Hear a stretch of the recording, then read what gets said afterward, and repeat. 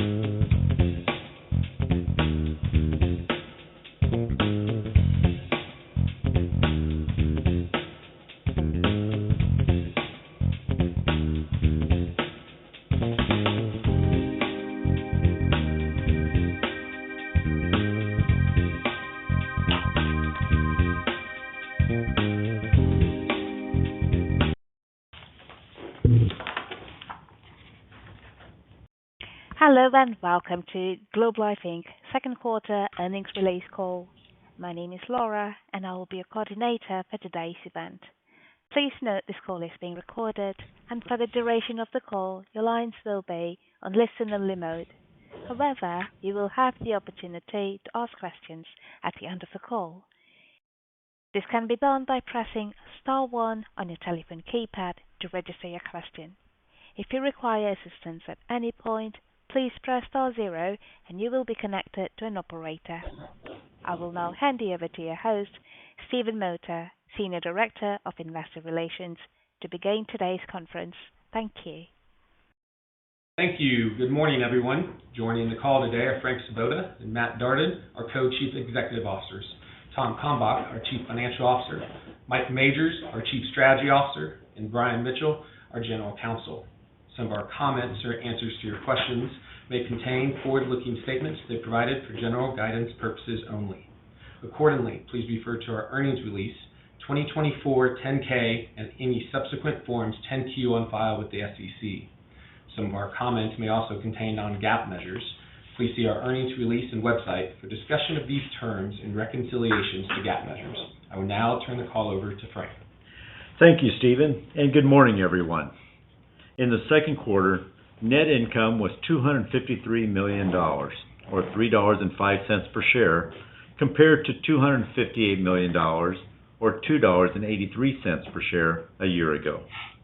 Net operating income for the quarter was $271 million, or $3.27 per share, an increase of 10% over the $2.97 per share from a year ago.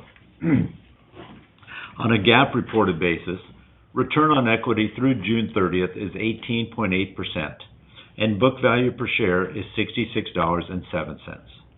Excluding accumulated other comprehensive income, or AOCI, return on equity is 14.4%, and book value per share as of June 30th is $90.26, up 10% from a year ago. In our life insurance operations, premium revenue for the second quarter increased 3% from the year-ago quarter to $840 million. Life underwriting margin was $340 million, up 6% from a year ago, driven by premium growth and lower overall policy obligations. For the year, we expect life premium revenue to grow around 3.5%. As a percent of premium, we anticipate life underwriting margin to be between 43% and 45%, which is higher than our previous estimate due to continued favorable mortality. In health insurance, premium revenue grew 8% to $378 million, while health underwriting margin was down 2% to $98 million due primarily to higher obligations than the year-ago period at United American. Tom will talk more about the Medicare supplement business in his comments, but I would like to point out here that we saw a slight reduction in utilization from the first quarter to the second quarter, resulting in an underwriting margin at United American as a percent of premium at the high end of our expectations. For the year, we expect health premium revenue to grow in the range of 8 to 9% and anticipate health underwriting margin as a percent of premium to be between 25 and 27%. Administrative expenses were $86 million for the quarter, an increase of approximately 5% over the second quarter of 2024. As a percent of premium, administrative expenses were 7.1%. For the year, we expect administrative expenses to increase by about 4% over 2024 and be approximately 7.3% of premium, lower than noted on the last call. I will now turn the call over to Matt for his comments on the second quarter marketing operations. Thank you, Frank. I'd like to start by addressing recent agent count trends. Each of the exclusive agencies increased average agent count from the first quarter to the second quarter for a combined sequential growth rate of 6%, resulting in an average total agent count of 17,621 for the second quarter. We've seen strong results over the past several months in agent recruiting and onboarding. While rapid increases in new agents can have an impact on productivity in the short term, this bodes well for sustainable future growth. The exclusive agencies are the strength of Globe Life, and the ability to maintain and grow an exclusive agency force is a core competency of our company. While we frequently see short-term fluctuations, there is a very close correlation between sales and agent count over the long term. Now I'll discuss each of the distribution channels. At American Income Life, life premiums were up 5% over the year-ago quarter to $446 million, and the life underwriting margin was up 6% to $205 million. In the second quarter of 2025, net life sales were $96 million, up 2% from a year ago. And as a reminder, we had a difficult comparable this quarter as American Income had a 16% increase in life sales in the year-ago quarter. The average producing agent count for the second quarter was 12,241, up 3% from a year ago. I am confident we will continue to see growth in this agency as we move forward. At Liberty National, the life premiums were up 5% over the year-ago quarter to $97 million, and the life underwriting margin was up 8% to $33 million.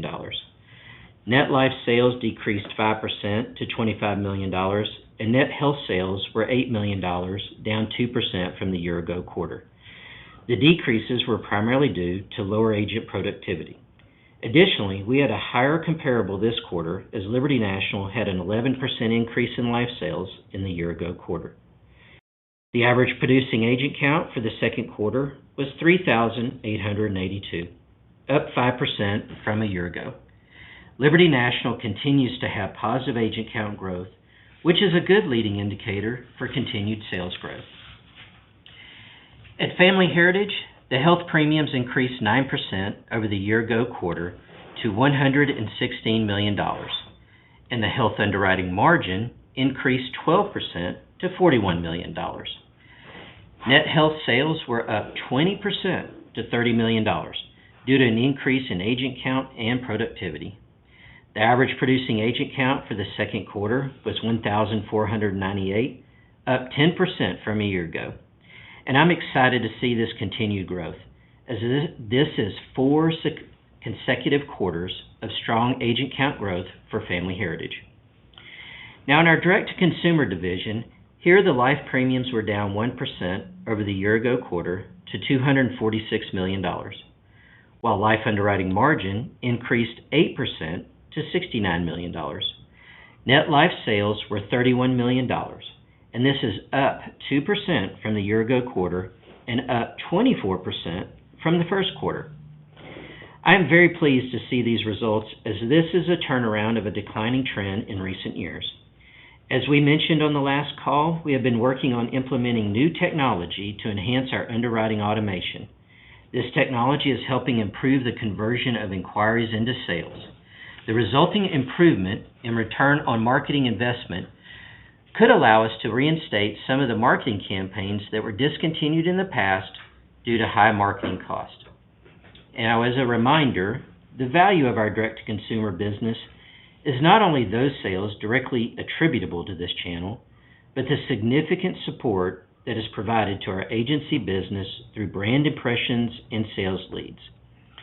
We expect this division to generate approximately 1 million leads during 2025, which will be provided to our 3 exclusive agencies. Improved conversion of our direct-to-consumer leads across the enterprise will allow us to increase our marketing spend and increase future lead volume and marketing campaigns. Now on to United American General Agency.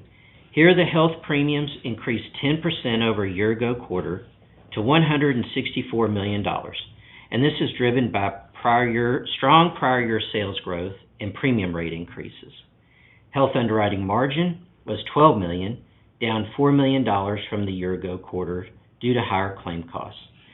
Net health sales were $25 million, up approximately $7 million over the year-ago quarter. We continue to see strong individual Medicare supplement sales activity. Now I'd like to discuss projections, and based on these recent trends and our experience with our business, we expect the average producing agent count trends for the full year 2025 to be as follows. At both American Income and Liberty National, mid-single-digit growth. At Family Heritage, high single to low double-digit growth. Net life sales for 2025 are expected to be as follows.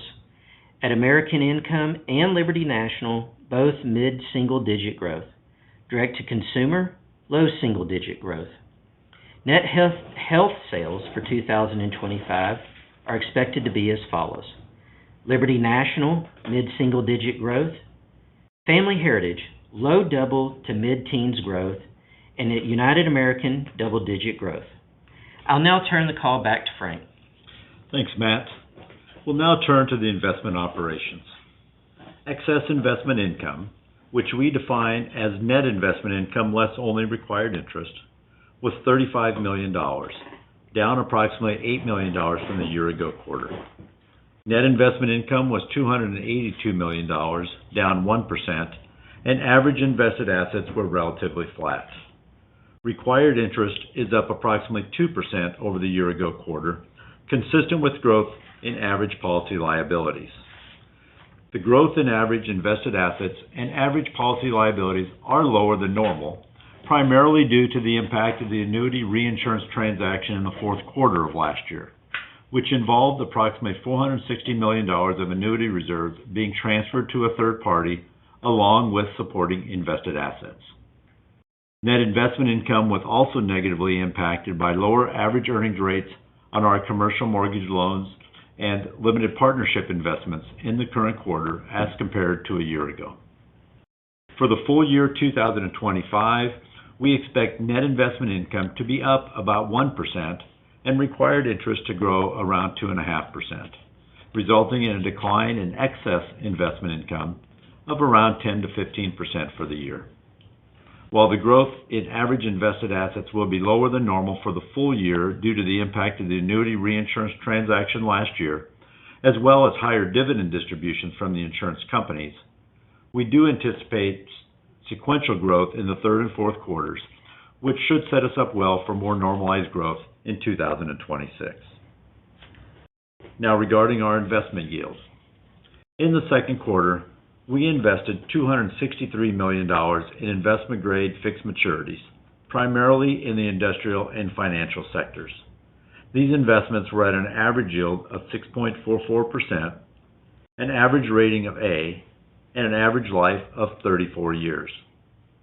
We also invested $68 million in commercial mortgage loans and limited partnerships with debt-like characteristics and an average expected cash return of approximately 9.7%. None of our direct investments in commercial mortgage loans involve office properties. These non-fixed maturity investments are expected to produce additional cash yield over our fixed maturity investments while still being in line with our conservative investment philosophy. For the entire fixed maturity portfolio, the second quarter yield was 5.29%, up 3 basis points from the second quarter of 2024. As of June 30th, the portfolio yield was 5.26%. Including the investment income from our commercial mortgage loans and limited partnerships, the second quarter earned yield was 5.38%. Now, regarding the investment portfolio. Invested assets are $21.5 billion, including $18.9 billion of fixed maturities at amortized cost. Of the fixed maturities, $18.4 billion are investment grade with an average rating of A-. Overall, the total fixed maturity portfolio is rated A-, the same as a year ago. Our fixed maturity investment portfolio has a net unrealized loss position of approximately $1.6 billion due to the current market rates being higher than the book yield on our holdings. As we have historically noted, we are not concerned by the unrealized loss position, as it is mostly interest rate driven and currently relates entirely to bonds with maturities that extend beyond 10 years. We have the intent and, more importantly, the ability to hold our investments to maturity. Bonds rated BBB comprise 44% of the fixed maturity portfolio, compared to 46% from the year-ago quarter. This percentage is at its lowest level since 2006. As we have discussed on prior calls, we believe the BBB securities we acquire generally provide the best risk-adjusted, capital-adjusted returns due in part to our ability to hold securities to maturity, regardless of fluctuations in interest rates or equity markets. While the percent of our invested assets comprised of BBB bonds might be a little higher than some of our peers, remember that we have little or no exposure to other higher risk assets, such as derivatives, equities, residential mortgages, CLOs, and other asset-backed securities. Below investment grade bonds remain at historical lows at $503 million, compared to $564 million a year ago. The percentage of below investment grade bonds to total fixed maturities is just 2.7%. Our below investment grade bonds, as a percent of equity excluding AOCI, are at their lowest level in over 30 years. While there are clearly uncertainties as to where the U.S. economy is headed, we are well positioned to withstand a significant economic downturn. Due to the long duration of our fixed policy liabilities, we invest in long-dated assets. As such, a critical and foundational part of our investment philosophy is to invest in entities that can survive through multiple economic cycles. In addition, we have very strong underwriting profits and long-dated liabilities, so we will not be forced to sell any of our bonds in order to pay claims. With respect to our anticipated investment acquisitions for the full year, at the midpoint of our full year guidance, we assume investment of approximately $900 million to $1 billion in fixed maturities at an average yield of around 6.2% and approximately $200 to $300 million in commercial mortgage loans and limited partnership investments with debt-like characteristics at an average expected cash return of 7 to 9%. Now I will turn the call over to Tom for his comments on capital and liquidity. Thanks, Frank. I'll spend a few minutes discussing our available liquidity, share repurchase program, and capital position. The parent began the quarter with liquid assets of approximately $90 million and ended the quarter with approximately $105 million of liquid assets. We anticipate concluding the year with liquid assets in the range of $50 million to $60 million. For the second quarter, the company repurchased approximately 1.9 million shares of Globe Life common stock for a total cost of approximately $226 million at an average share price of $121.13. Thus, including shareholder dividend payments of $22 million for the quarter, the company returned almost $250 million to shareholders during the second quarter of 2025. This amount is greater than what we indicated on the prior call, as we took advantage of declines in the price of our stock, which created market conditions more favorable for repurchases during the quarter. The parent's liquid assets at the end of the quarter, along with excess cash flow expected to be generated for the second half of the year, will provide the parent with $240 million to $290 million that we expect to return to shareholders in the form of dividends or share repurchases after meeting the anticipated needs of the parent. We will continue to use our cash as efficiently as possible. We still believe that share repurchases provide the best return or yield to our shareholders over other available alternatives. Thus, we anticipate share repurchases will continue to be the primary use of the parent's excess cash flow after the payment of shareholder dividends. We also intend to reduce the outstanding commercial paper balances over the course of the year to be more in line with historical levels. For the full year, we anticipate share repurchases will total $600 million to $650 million, and we intend to distribute $80 million to $90 million to our shareholders in the form of dividends. Remaining share repurchases will be spread over the remainder of the year, with approximately $100 million to $125 million expected in the third quarter.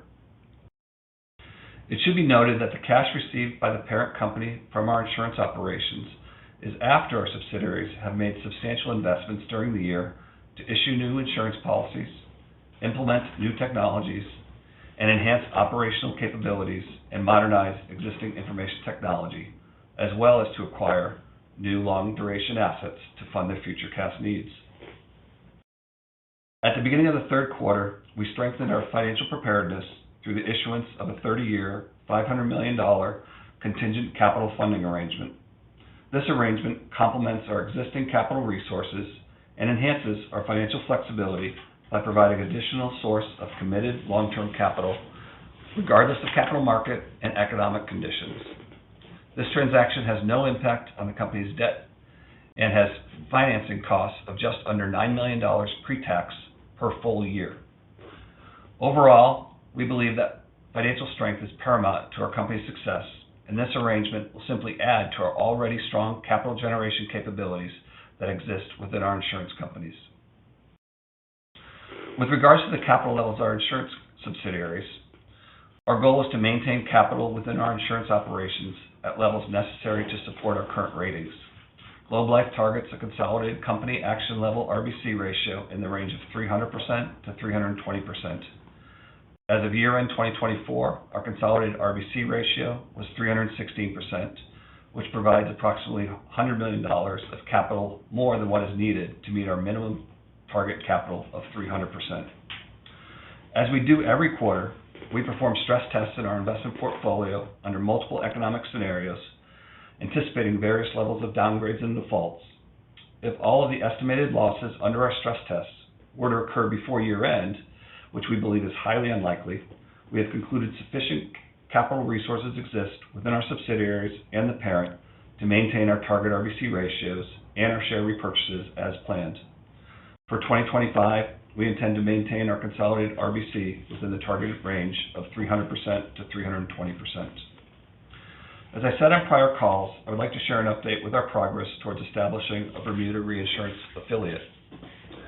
During the quarter, we submitted a preliminary business plan to the Bermuda Monetary Authority, or the BMA, to establish an affiliate reinsurer in Bermuda for the purpose of reinsuring a portion of new business and in-force life insurance policies issued by Globe Life affiliates. An updated business plan, along with a formal licensing application, will be submitted in the third quarter, and we anticipate establishing our Bermuda reinsurance entity and executing the first reinsurance transaction by the end of the year. During the finalization of the application and licensing process, we will continue to have dialogue with regulators as well as rating agencies, and we will continue to provide additional information as warranted on future calls. This initial reinsurance transaction is currently intended to reinsure a relatively small block of life reserves to get the company up and running. However, we anticipate that over time, approximately 1/4 of total statutory life reserves may be ceded to our Bermuda subsidiary as a portion of new business and additional in-force business is reinsured. Of course, we have not completed our evaluation and our final business plan has not been approved, so this may change over time. At this time, we are not contemplating any changes to our overall investment strategy will be needed. Our decision to pursue this new Bermuda captive reinsurer is for the following strategic reasons. First, Bermuda's economic capital framework will better support Globe Life's continued sales and premium growth rates, which are generally above industry average. We are also very comfortable with Bermuda's statutory framework as it is consistent with U.S. GAAP, and capital is determined under an economic framework. This supports earnings emergence consistent with GAAP earnings, which over time will provide additional dividend capacity to the parent, enhancing the parent's overall financial strength and flexibility. In addition, Bermuda is an established and stable regulatory environment with international insurance industry experience. Bermuda regulators have been actively engaged in discussions with us and have developed a good understanding of our business and the insurance products we intend to reinsure with the new entity. Following approval of reciprocal jurisdiction, which we will seek to obtain as soon as possible, we currently estimate parent excess cash flow will increase from incremental earnings from our U.S. and Bermuda subsidiaries over time as the reinsurance block grows. This additional excess cash flow will enhance our financial strength of the company and provide additional flexibility for the company to meet various capital and liquidity needs of the parent. There is still a lot of work in front of us as we work with regulators and rating agencies to finalize plans. While we don't anticipate any additional parent excess cash flows until 2027, we do see the potential for additional distributable earnings from our subsidiaries to the parent trending over time towards $200 million annually as earnings emerge from reinsuring additional in-force and new business. This would provide additional financial flexibility for the parent to support our growth. Now with regards to policy obligations for the current quarter. As we discussed on prior calls, we have included within our supplemental financial information available on our website an exhibit that details remeasurements, gains, and losses by distribution channel. For the quarter, we continue to experience favorable mortality results, resulting in life remeasurement gains. The life remeasurement gain was $16.7 million, reflecting mortality and lapse experience for the quarter. This was favorable to management's estimates and resulted in lower life policy obligations than anticipated. The health remeasurement gain was about $3.9 million, was favorable to management's estimates, and contributed to favorable obligation trends at Family Heritage and experienced fluctuations for other health lines, including Medicare Supplement. There have been no changes to our long-term assumptions this quarter, as we will update life and health assumptions in the third quarter of 2025. Due to the continued favorable mortality we are experiencing, we are increasing our estimate on the margin impact for the third quarter life assumption updates as recent mortality and lapse experiences are incorporated into these assumptions. Although we have not finalized our assumption updates, we have updated and revised our estimates for the anticipated impacts. At this time, our guidance anticipates a total remeasurement gain in the third quarter related to both life and health assumption updates to be in the range of $110 million to $160 million. At this time, our current estimates for life assumption updates reflect future mortality levels generally in line with pre-pandemic levels. It should be noted that recent mortality experience is favorable to pre-pandemic levels overall, and to the extent this continues, we would expect continued quarterly remeasurement gains even after updating long-term assumptions. For the health segment, as expected, health margins as a percent of premium increased from the first quarter. This was largely driven by anticipated margin increases for the Medicare Supplement business as 2025 premium rate changes became fully effective. In addition, we saw some improvement in Medicare Supplement claims, which were favorable to our expectations. But Claim cost trends continue to run higher than those reflected in our recent rate filings. We intended to reflect these higher trends in our 2026 rate filings to improve long-term profitability consistent with those needed to achieve historical margins as a percent of premium. Our estimate for total remeasurement gains related to assumption updates includes an estimate of $5 to $15 million related to the health segment. Finally, with respect to our earnings guidance for 2025, for the full year 2025, we estimate net operating earnings per diluted share will be in the range of $14.25 to $14.65, representing 17% growth at the midpoint of our range, and 10% growth when excluding the impact of remeasurement gains from assumption updates in both 2024 and 2025. The midpoint is higher than our previous guidance due to the anticipation of continued favorable mortality experience and the updated anticipated impact of third quarter assumption updates. In addition, we anticipate health margins will improve slightly relative to our prior expectations. Those are my comments. I will now turn it back to Matt. Thank you, Tom. Those are our comments. We will now open the call up for questions. Thank you. Ladies and gentlemen, as a reminder, if you would like to ask a question, please press star 1 on your telephone keypad. Thank you. We will now take our first question from Jack Matten of BMO Capital Markets. Line is open. Please go ahead. Hi, good morning. Just the first one, the higher earnings guidance for this year. I guess how should we think about that translating to stat earnings and cash flows looking ahead to next year? I guess is there a significant portion that's related to actual experience this year that we would see come through immediately, or is more of that benefit kind of lagged through over time, since it seems like there's a big remeasurement gain you're expecting in the life business that includes some favorable assumptions on a forward-looking basis? Yeah.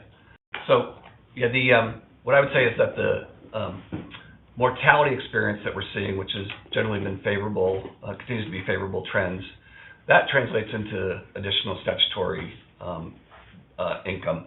So we'll see that come through statutory income.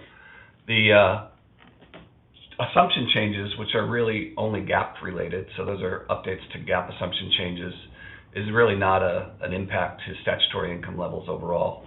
And then also, I think, given the slightly favorable trends that we saw in the second quarter, and then a little bit of favorable experience that we think in the remainder of the year for the health segment, that will come through statutory earnings as well. That's helpful. Thank you. And then follow up on the Bermuda affiliate. Appreciate the details you gave.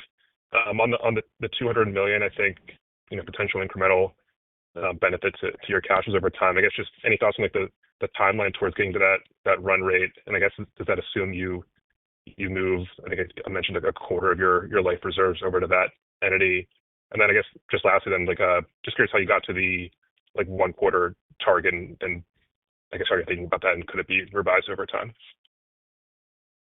Yeah, as I mentioned, we still have a lot to do. So we're still in conversations with our regulators, as well as we'll have conversations with our rating agencies on the Bermuda subsidiary and the impacts there. So it's a little bit premature to talk about timing, but we will certainly provide updates once we have clarity later this year.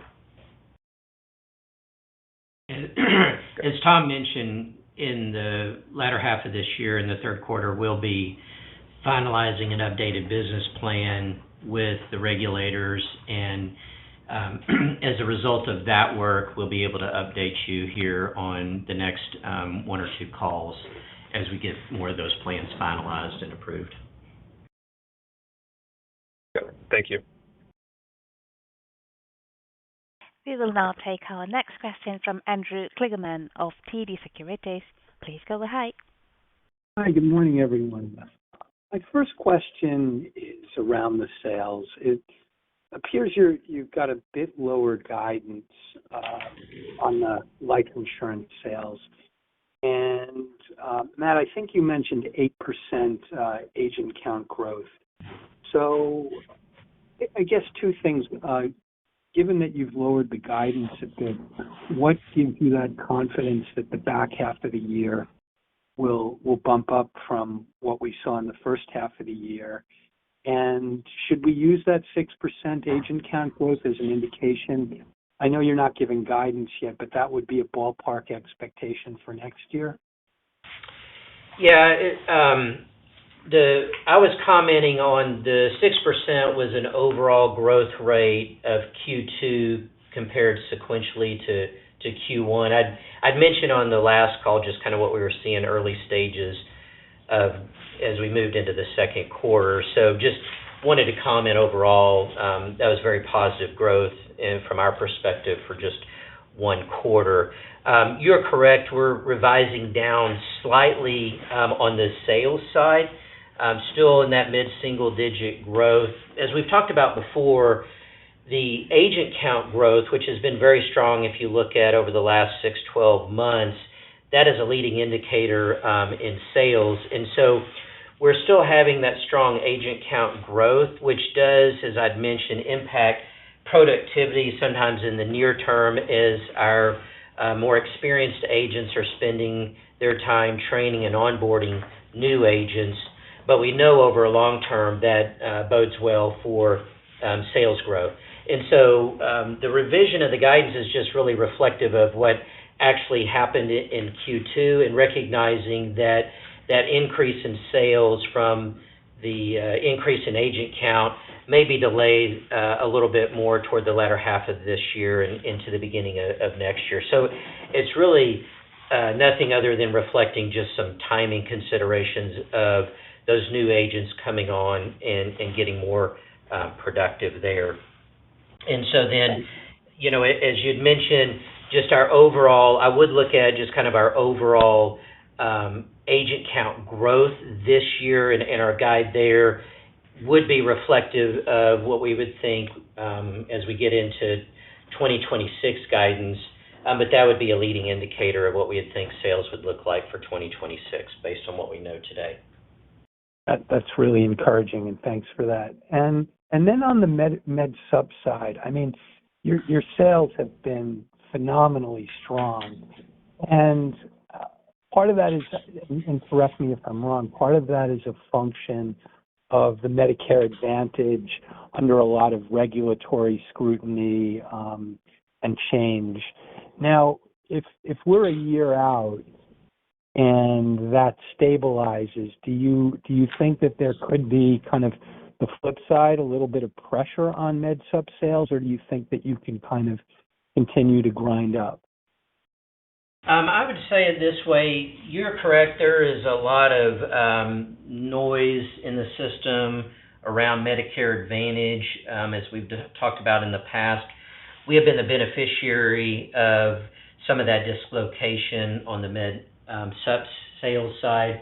What we've seen over time is, you know, there's some ebbs and flows to this business, but there continues to be a segment of the population that values what the benefits are from a med sup policy versus Medicare Advantage as it relates to, you know, being able to have more choice in some of the benefits that come along with those type of policies. So I think there will always be a strong market for that, but it will ebb and flow based on some things that we see in the Medicare Advantage side.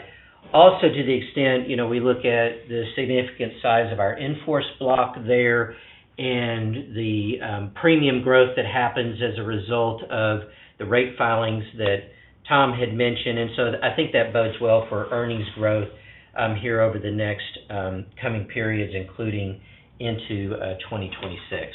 And so, as we mentioned before, within Medicare Supplement and in the United American group there, we do have some group business, and so that does come through a little bit lumpy. And so we'll get higher sales growth sometimes associated with as those new groups come on, particularly as it's compared to the same quarter in the prior year. Thanks for that. We'll now take our next question from Jimmy Bhullar of JP Morgan. Please go ahead. Hey, good morning. So first, Tom, I just wanted to discuss your comments around guidance. I think the midpoint's up about 70 cents. And You implied that a lot of it's because of a reserve release, but I think you said that some of it might also be because of higher assumed earnings on an ongoing basis because of sort of ongoing reserve remeasurement gains. So is that true? And to what extent are you able to quantify how much of the 70 is just a one-time 3Q impact versus maybe assuming normal earnings outside of the annual actuarial review? Jimmy, you're right, is that we expect mortality results to continue to run favorably, and we'd expect those to continue throughout the year, which is not impacted by the assumption change. And we'd expect, the fourth quarter life underwriting margins to be more in the 41% range. So that's kind of indicative of some of those mortality results coming through, and then also some continued small benefits from the health segment. Yeah, the one thing I would add to that, Jimmy, is that we also, I think, seeing some favorable reductions, if you will, in our admin expenses. So our guidance, we reduced that just a little bit, see that as being closer to 7.3 for the full year, and we're really seeing some moderation in our IT expenses. That's kind of helping with that. So I think that'll be something that'll carry forward for us. And then we did have a little bit of pickup in the overall guidance just from the additional repurchases that we had in the second year as well, which of course will continue to benefit us not only from the remainder of this year but going forward as well. Okay. And then on direct sales, I think you had been down 16 quarters in a row on sales and direct on the life side, and this quarter there was a slight improvement. Is that channel close to bottoming, or was this just a blip given that the comps were easy but just trying to get an idea on whether you're seeing some stability or signs of recovery there? Yeah, no, we do think this is a starting point from a recovery perspective. As I'd mentioned, there's some fundamental things that we have put in place that came online here at the beginning of the year. There'll be some continued benefit of that activity from an underwriting perspective, and which ultimately results in improvement from a conversion of those inquiries that we get into ultimately issued policies. So we anticipate that continuing through the rest of the year. The other thing that's very important too is that to the extent that we are now able to convert our leads that we're getting through that direct-to-consumer channel, and we look at that conversion across the entire organization, the agent channel is able to convert those leads at a higher rate than a passive channel like direct-to-consumer. And so what that's doing for us is that we analyze that in an aggregate basis. It gives us more margin to be able to spend on getting back into and expanding some of the campaigns that we've scaled back on.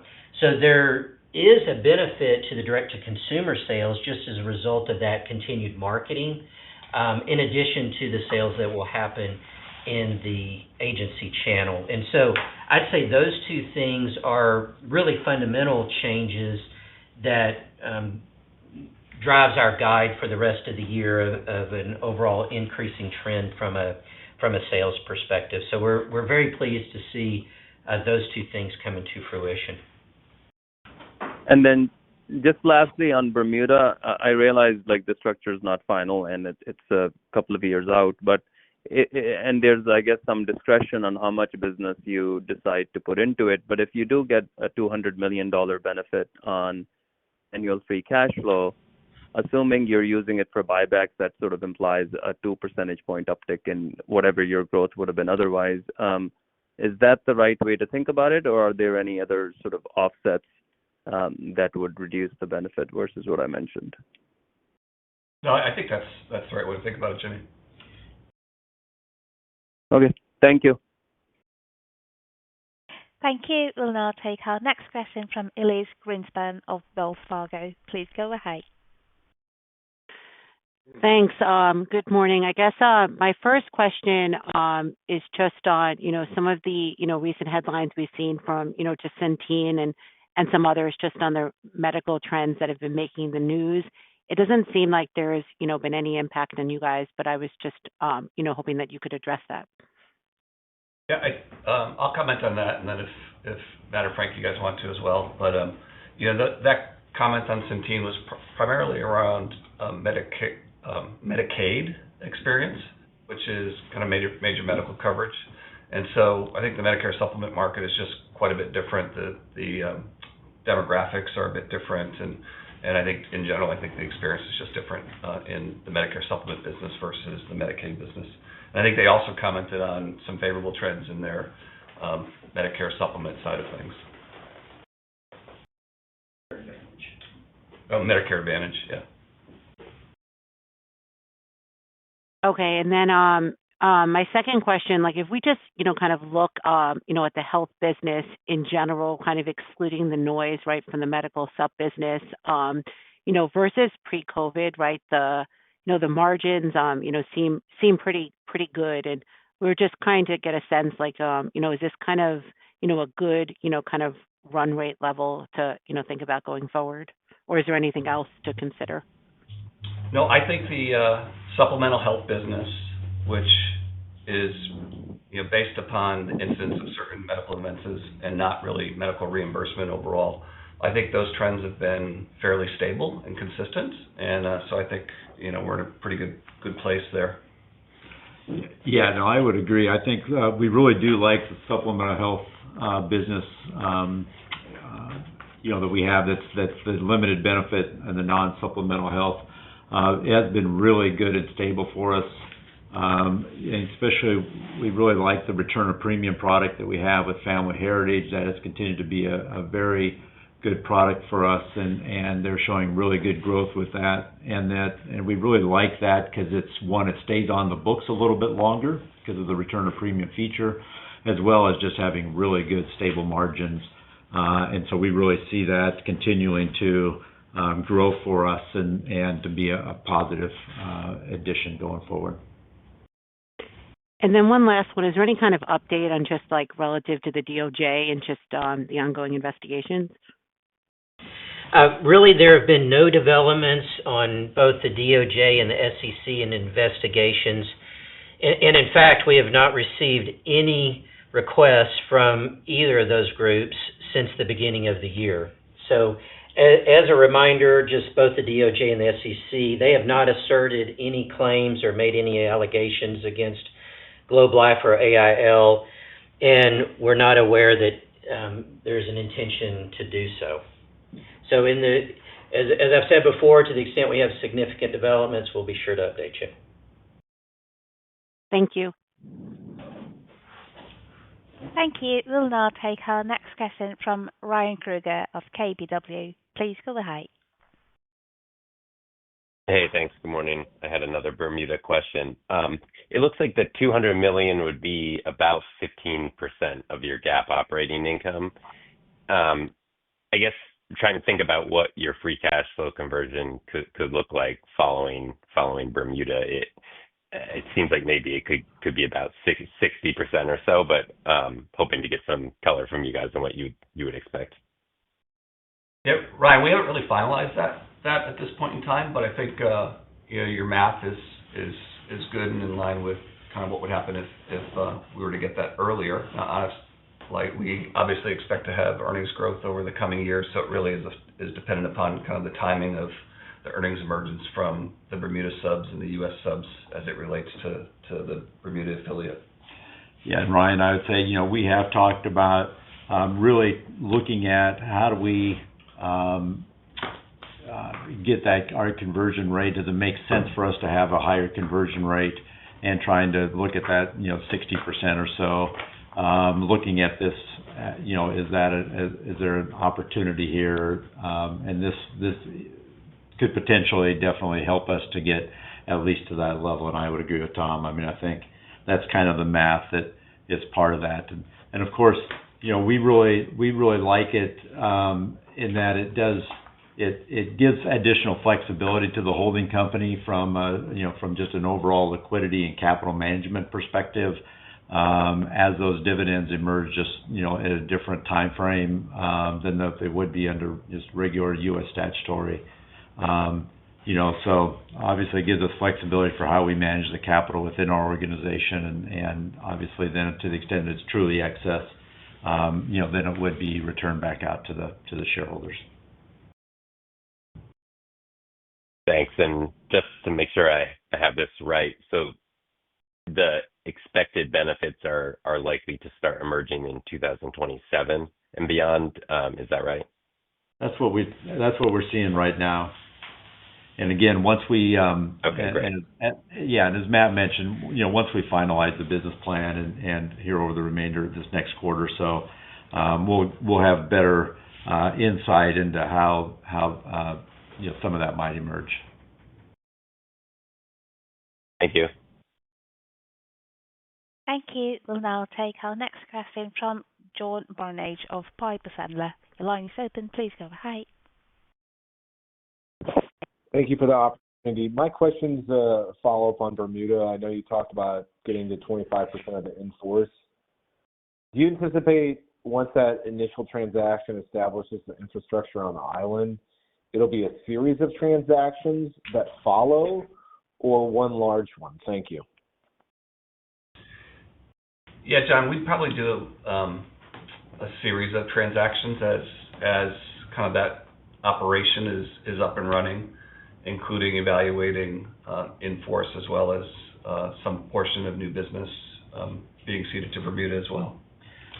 Yeah, and I was going to say, for clarity, the 25% of statutory reserves is more of a longer-term view as we do in-force blocks as well as the new business, and we start seeding new business into there, and as the reserves on that new business grow over time. And so that's just our preliminary view.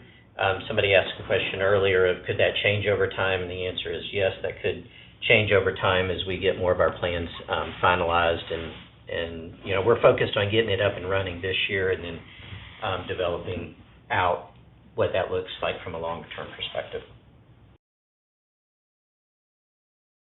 And because of the free cash flow it frees up and the leverage it creates on an operating perspective, at the same time with some of these operational efficiencies that have been brought for automation, it sounds like, on applications, and that could lead to higher close rates, do you think this will allow you to accelerate agent growth or maybe pursue opportunistic inorganic of other distribution channels? Thank you.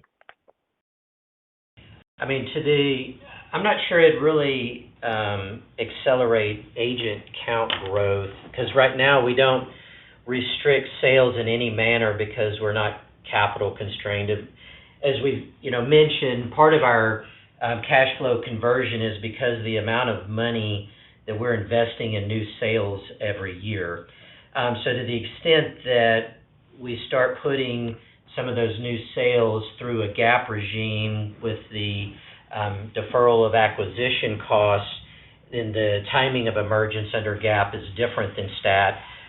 That would continue to help from a cash flow conversion ratio, but we're not going to change the amount of investment into new sales because right now we invest all that we can that has the appropriate return. But it will provide us more, flexibility.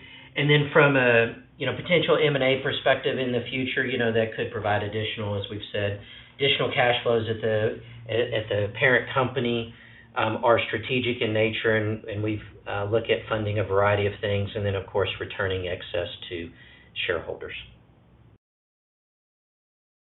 Thank you. Thank you. We'll now take our next question from Wilma Burgess of Raymond James. Please go ahead. Hey, good morning. After the massive amount of buybacks you guys have done, and then, you've got a lot more capital you're freeing up as well, is M&A more interesting? I know there was something you guys were looking at a couple, 18 months ago. Maybe just give us an update there. Thanks. Our M&A lens that we look through is always opportunistic in the fact that it has to fit in with our overall strategy. As we've said, we are a distribution organic growth company, so to the extent that it would add to that with expertise that we have that we feel like we could continue and enhance our growth. We'll continue to look at those opportunities are not come along very often. And, right now, based on our view of our stock price and where that's trading now from compared to a historical level, still is the overall compelling use of our funds for continuing to invest in stock buyback. But, we'll continue to look for an M&A opportunity to the extent it makes strategic sense for us. Okay, thank you. And I know a lot of people have asked about mortality, but given the reserve releases you guys anticipate in 3Q on the life side, the mortality remeasurement gains continue to accumulate. Can you just talk about how that would flow through future years? How do you guys think about it in the future? Thanks. Yeah, I think so. Wilma, right now we anticipate our life mortality assumption to be fairly in line with pre-pandemic levels, right? And I would say that the recent experience we're seeing is a little bit below that. So to the extent that our recent experience continues, as I mentioned, we'd see continued remeasurement gains relative to that new baseline mortality assumption emerge even into next year. So I think we'll just have to wait and see whether that mortality continues that we're seeing currently. Yeah, Wilma, the one thing I would just add to that is if, just kind of by default, if you will, if those long-term assumptions are what we, ultimately expect that mortality to be over the long term. So we would expect, even though we're seeing some favorable mortality right now, we would expect that to trend back to those long-term averages over time. And if actual experience emerges kind of in line with those long-term expectations and long-term assumptions, I think Tom mentioned that you're kind of looking at a margin percentage, and it's kind of similar to what we're kind of projecting for the fourth quarter, which is in that 40.5% to 41%, around 41%. And we've talked on some prior calls that there's probably still a little degradation of that that's going to happen over the next couple of years, just as amortization, the transition to LDTI continues to, as that blends in on the changes to the DAC amortization. But I think, to the extent that we have favorable mortality versus the long-term assumptions, like I said, that, we would expect those margins to be a little bit north of that. Okay, thank you. We'll now take our next question from Mark Hughes of Truist. Your line is open. Please go ahead. Yeah, thank you very much. How about lapse experience in the life business? You talked about that perhaps contributing to the remeasurement gain, but any observations there? Yeah, I would say in general, our lapse experience on the life business has been fairly consistent with recent quarters. I think there's a couple bright spots that for sure lapses at AIL actually were favorable this quarter. So that could be a fluctuation, but I also think that we're pleased to see that as well. And then DTC is first-year lapses have been direct-to-consumer channel. First-year lapses have been consistent with prior quarters, but they're still running a little bit higher than where they have from historical norms. And so we're continuing to monitor that to see whether that's kind of the new normal or whether that comes back over time as well. Yeah, I would say, overall, I think we're pleased overall with the resiliency of the business, especially given some of the, economic uncertainties that are kind of running through the marketplace in recent times. And as Tom said, we had I'm going to say with the exception of DTC, we had good, first-year lapses, lapses in the second quarter did improve sequentially over Q2. A lot of that is seasonality. That's kind of typically happens, but overall, they're kind of then staying, if you look at general levels, pretty consistent with our long-term averages. And you kind of think about pre-pandemic from that perspective, because we had very favorable lapses during the pandemic years. So there definitely has been a recovery in our lapse rates to some of those pre-pandemic levels. And I'll say in general, we're pleased where they're at given the kind of economic situations, and clearly not out of any kind of norm that we've seen in prior periods of some economic stress. But we think they've stabilized and feel pretty good with where they're at right now. Understood. On the health business, the rate increase and then the slight reduction in utilization, was that fully reflected in the P&L, would you say, in 2Q, or is there some marginal improvement yet to come in 3Q? I would say it's fully reflected in the second quarter results. I mean, there's a trickle that will come in later, but it's really very, very small. And I think one of the important pieces is that in that UAGA line, it includes individual med supplements as well as group coverages. And so the rate increases are really really coming into play on the individual Medicare supplement business. But they're fully reflected. Thank you. Yep. Yep, appreciate it. We'll now take our next question from Wes Carmichael of Autonomous Research. Please go ahead. Hey, thank you for fitting me in just under the hour. So I guess I wanted to talk about the direct-to-consumer channel. It's the first time, I think, in recent memory you guys are talking pretty positively about that. So I just wanted to get a little more color on what was the technology that you guys put into place. I think if I think back, it was a lot of mailings, and now it seems like that's changed. So maybe just the evolution there, and is there any associated increase in corporate or admin expenses from marketing in that channel, or how should we think about that? Sure. You're right. History was a significant amount of the marketing campaigns and inquiries came through more of a paper medium, whether it was mail or inserts. But, over the last recent years, it's up to about 75 or 80% of that business really comes through a digital channel now, and some of that is fulfilled through a call center that we have. But essentially, what's happening is that the technology investments are associated with kind of the throughput of taking those leads and ultimately issuing those policies. We're able to utilize data in a better way than we have in the past from a underwriting perspective. And so historically, part of the process was based on how people filled out applications. We had to have follow-up and understand some of those health situations better. Well, there's a fall-off because we can't contact everybody that submitted an application, and so there's a little bit of friction in the system from that perspective. Now with the use of data, we can go ahead and issue certain policies that meet our risk criteria and without even contacting an individual. And so a lot of that is just from a technology throughput perspective. We're still issuing policies from a same risk profile perspective. We're just able to do it, much more efficiently.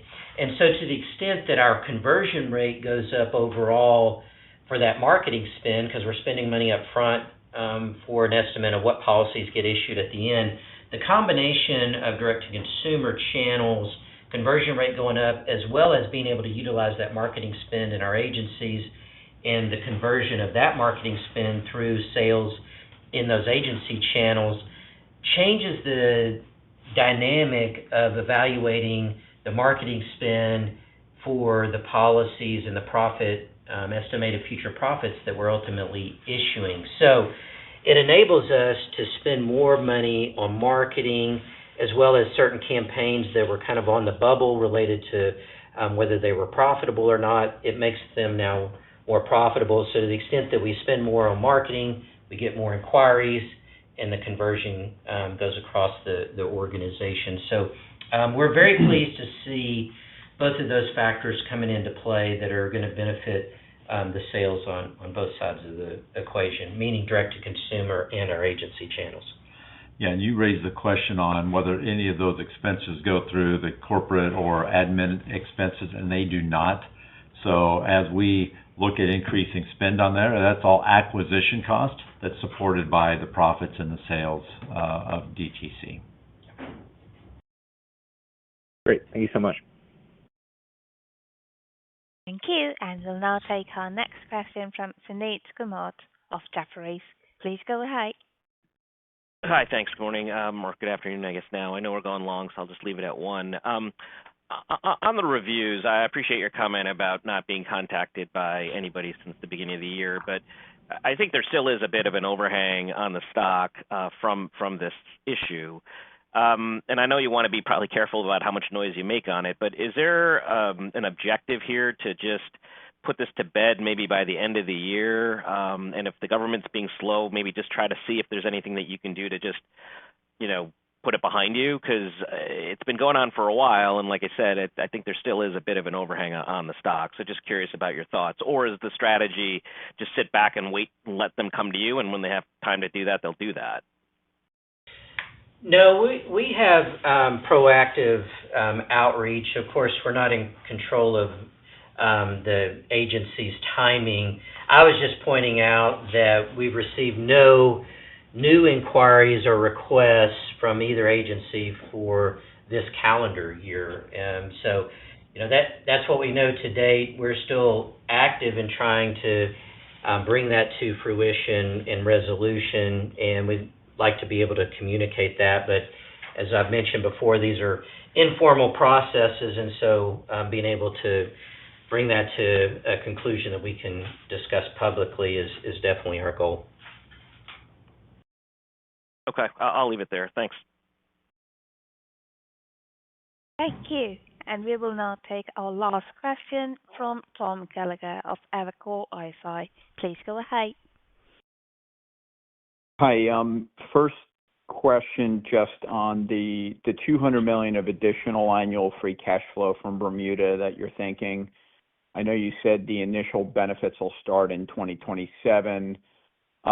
Just curious, how long do you think it would take to get up to that run rate? That's a very big percentage increase of your current free cash flow. So, is this 5 years down the road, or is it sooner than that? Can you give a little bit of color for how long you think it might take to get up to that level? Yeah, as I said earlier, it's a little bit early to give you timing on that, and we still need to work through putting together that final business plan and getting regulatory approval and rating agency discussions solidified. So I think that's an update for a future call. Yeah. It's safe to say that would not all happen in year one, but we'll have better timing discussion in the next couple of calls. But it's also, it's not a 10-year runway either, so it's probably a 3 to 5 if we're handicapping it. But we want to be able to finalize all those discussions that Tom just mentioned, and then we'll give a little bit more clarity on timing. Gotcha. And then, just a mechanics question on the free cash flow. Does most of the $200 million annual improvement come from acquisition expenses, or are there other components like discount rate? Do you think you'll get some benefit from this mortality improvement that you've seen? It probably doesn't sound like that, but I'm just curious if you could kind of dimension, like, what are the major drivers of the improvement? Yeah, I think it's generally a difference between how statutory earnings emerge versus how GAAP earnings emerge is really the key difference. Yeah, and the two big components of that, of course, are your deferred acquisition costs and how those are treated between GAAP and statutory, as well as just differences in reserving. Makes sense. Thank you. Thank you. There are no further questions in queue. I will now hand it back to Stephen Mota for closing remarks. All right. Thank you for joining us this morning. Those are our comments. We will talk to you again next quarter. This concludes today's call. Thank you for your participation. You may now disconnect.